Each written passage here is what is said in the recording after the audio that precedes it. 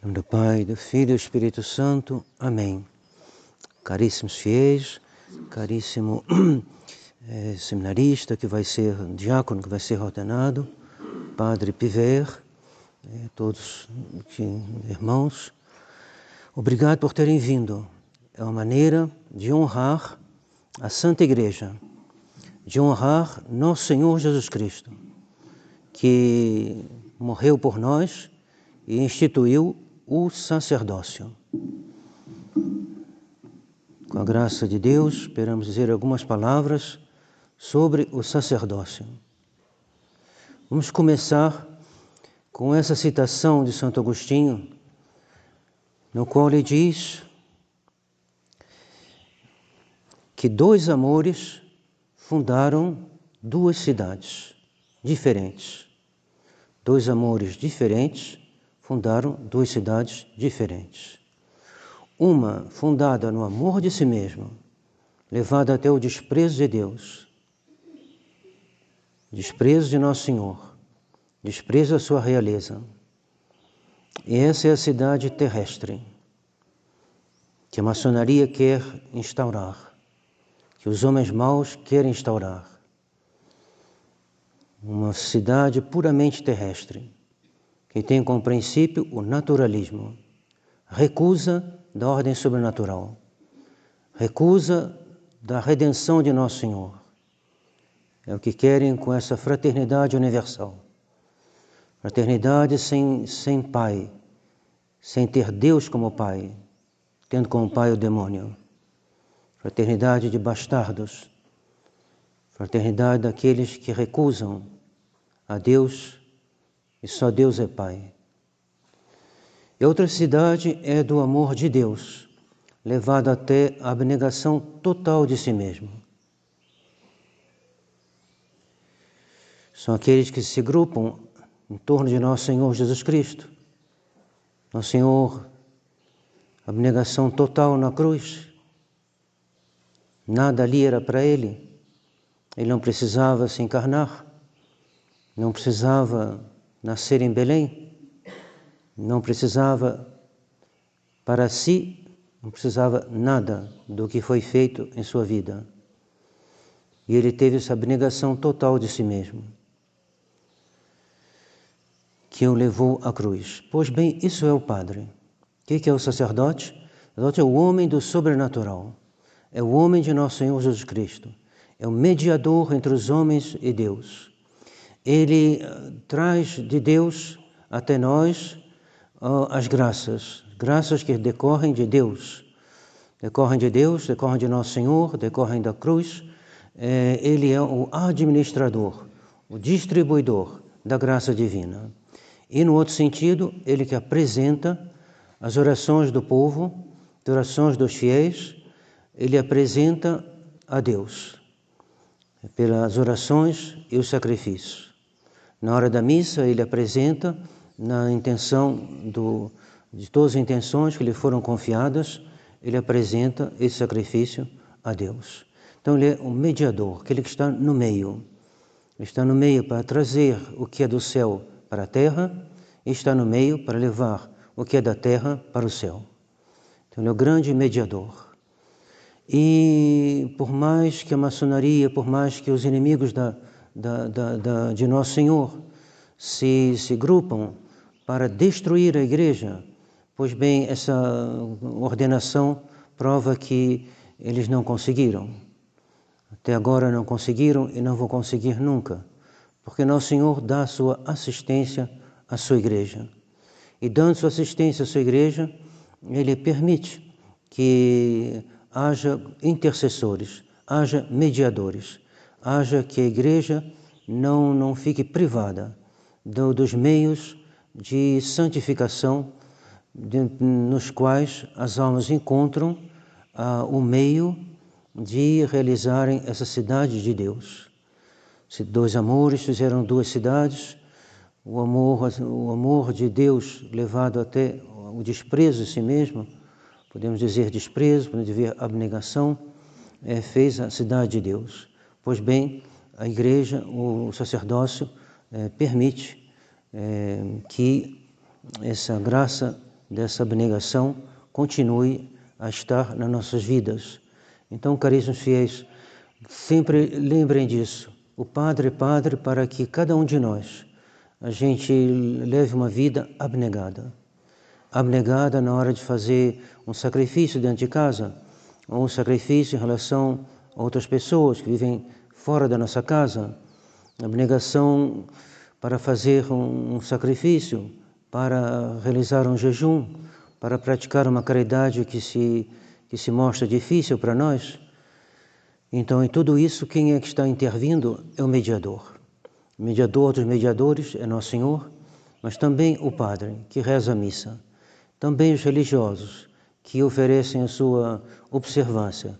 Mas não só eles, os leigos também. Os leigos fazem a igreja progredir, porque eles também, Deus é atento aos atos de caridade. Todo esse conjunto faz a cidade de Deus. Mas o centro da cidade de Deus é o altar. O centro da cidade de Deus é o sacrifício de Nosso Senhor. O centro da cidade é a paixão de Nosso Senhor continuada. Então, nos alegremos hoje de ver um novo Padre. Ele estará conosco ainda alguns dias. Depois da missa, podem ficar aqui. Ele virá para dar a bênção e para aproveitar das graças do seu sacerdócio. Monsieur Lefebvre, ele fundou uma congregação especialmente destinada à ordenação de padres. Era o seu foco. Por quê? Porque ele via que na ordenação dos padres estava, todo mundo vê, mas ele viu como uma missão de continuar a igreja nesse momento onde as vocações desaparecem, onde os seminários são todos corrompidos. Então ele fundou a Fraternidade São Pio X, nessa intenção, formar padres, ordenar padres. Ele ordenou uma grande quantidade de padres, como sendo o remédio principal. Não que a santidade, uma Santa Teresinha seja secundária, mas do ponto de vista sacramental, sim. Por isso, sacramental, o principal é a missa. E essa missa, não só o padre deve vivê-la, mas ele também deve não só oferecer a hóstia imaculada, mas ele também se tornar uma hóstia. A mãe de São João Bosco dizia quando ele foi ordenado sacerdote, meu filho, saiba que começar a dizer a missa é começar a sofrer. Então o padre deve ser aquele que oferece e aquele que se oferece. Então eis aí o ideal do padre, que é o ideal também do religioso e das religiosas, e de todo cristão. O cristão deve se oferecer a Deus em união com Nosso Senhor. Quando o jovem padre, na missa de amanhã, ele consagrar e vier distribuir a Santa Eucaristia, lembrem-se que a Eucaristia ela é primeira consagrada no altar, primeiro imolada no altar. Então não só o padre deve se imolar, mas antes de tudo, como modelo da imolação, está Nosso Senhor no altar. Ora, essa hóstia imolada que cada um recebe na hora da comunhão. E se recebe a hóstia imolada, é para quê? É para se conformar, se configurar a Jesus Cristo imolado. E finalmente todos nós devemos nos imolar. Senão essa cidade de Deus, do qual fala Santo Agostinho, ela não existirá. Ou então nós seremos excluídos dessa cidade. Dois amores fizeram duas cidades. O amor de si mesmo, levado até o desprezo de Deus, é o caso da maçonaria, é o caso do mundo moderno, fez a cidade dos homens, cidade terrestre. E a outra cidade, o amor de Deus, levado até o desprezo de si mesmo, ou abnegação de si mesmo, fez a cidade de Deus. Então, se nós que somos chamados a fazer parte da cidade de Deus, aqui na terra e no céu, nós devemos escutar bem essa palavra de Santo Agostinho. Ela nos aproxima do sacerdote. O sacerdote está no altar, mas nós também nos aproximamos dele. E se ele oferece Nosso Senhor, e se ele deve se oferecer também, nós também devemos nos unir. Os senhores e as senhoras devem também se unir a esse altar. E ali, espiritualmente, se oferecer também. Então, Teresinha fez esse grande ato de generosidade, de caridade, no qual ela diz, a fim de viver num só ato de amor, eu me consagro como vítima de holocausto ao amor misericordioso de Deus. Então, eis aí, ela tinha uma alma sacerdotal, mas todos nós devemos ter uma alma sacerdotal. Essa alma sacerdotal deve estar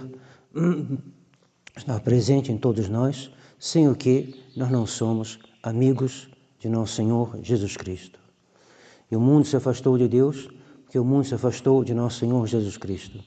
E o mundo se afastou de nosso Senhor Jesus Cristo, porque o mundo se afastou da cruz.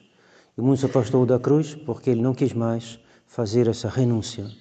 Renúncia que deve estar no centro da nossa vida. Uns podem achar que o catolicismo é uma coisa triste. Não, de maneira alguma. A renúncia não é triste. A renúncia, Nosso Senhor não era triste, Nossa Senhora não era triste. Os santos não são tristes. Longe de mim a tristeza, dizia um santo. E não, a tristeza não é um engano. É triste aquele que quer e pretende dar sem amar. Mas mesmo assim ele deve dar, ele acabará amando. Então que o católico compreenda bem, e o dia dessa ordenação é para nós uma ocasião de pedir a Nosso Senhor, de compreender o essencial do cristianismo, compreender que o que se passa ali no altar. Uma vez perguntar a Dom Antônio Castro Maier qual era a melhor maneira de assistir à missa. Ele respondeu, a melhor maneira de assistir à missa é se unir ao que se passa no altar. Porque havia muitas discussões, e há até hoje. Qual é a melhor maneira? É seguir tudo no missal? É rezar o terço? É ficar em silêncio? É meditar na paixão? Qual é a melhor maneira?